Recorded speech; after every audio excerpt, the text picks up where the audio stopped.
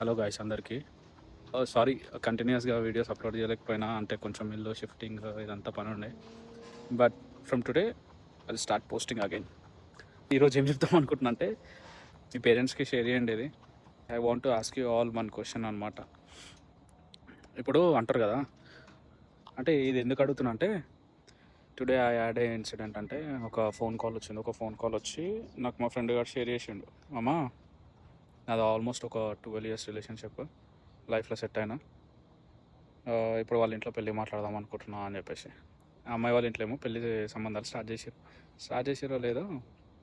ఇక మనోడు పోయి వాళ్ళ ఇంట్లో ఫోన్ చేసి మాట్లాడితే ఏమన్నారంటే, ఇన్ని రోజులు ఏమో లైఫ్లో సెట్ కాలేదు అది ఇది అని అన్నారంట. ఇప్పుడు సెట్ అయిన తర్వాత ఏమంటారంటే, మీది డిఫరెంట్ క్యాస్ట్, సెట్ కాదు, జాతకాలు కలవాయి అని. సో జాతకాలు కలవాయి అని అన్నప్పుడు, జాతకాలు కలిసిన వాళ్ళు ఏమన్నా లైఫ్ లాంగ్ కలిసి ఉంటారా? పోనీ ముహూర్తానికి పెళ్లి చేసుకునేటోళ్ళు లైఫ్ లాంగ్ కలిసి ఉంటారా? పోనీ మీ క్యాస్ట్ మీ రిలీజన్ వాళ్ళకే ఇచ్చి చేస్తే వానికి చదువు లేకపోయినా పైసలు లేకపోయినా హ్యాపీగా ఉంటారు అని చెప్పి ఏమన్నా ఉందా? అట్లా కాదు.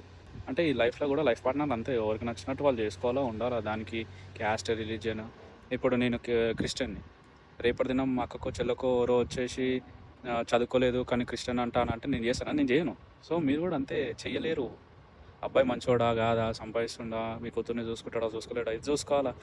ఇంకా బయటికి రారా మీరు? బయటకు వచ్చేసేయండి. వేస్ట్ ఆడుంటే అట్లుండి అట్లా ఆలోచిస్తే. ఓకేనా? సో లవ్ చేయండి, ఏం కాదు. కానీ ఒకటే లైఫ్ పార్ట్నర్ ఉండాలా. ఒకరినే లవ్ చేయాలా, ఒకరినే పెళ్లి చేసుకోవాలా అంటే వేస్ట్. అది లైఫ్ కాదు.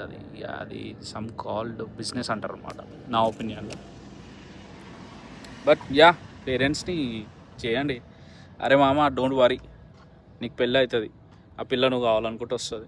ఓకేనా? చలో దెన్, సీ యూ.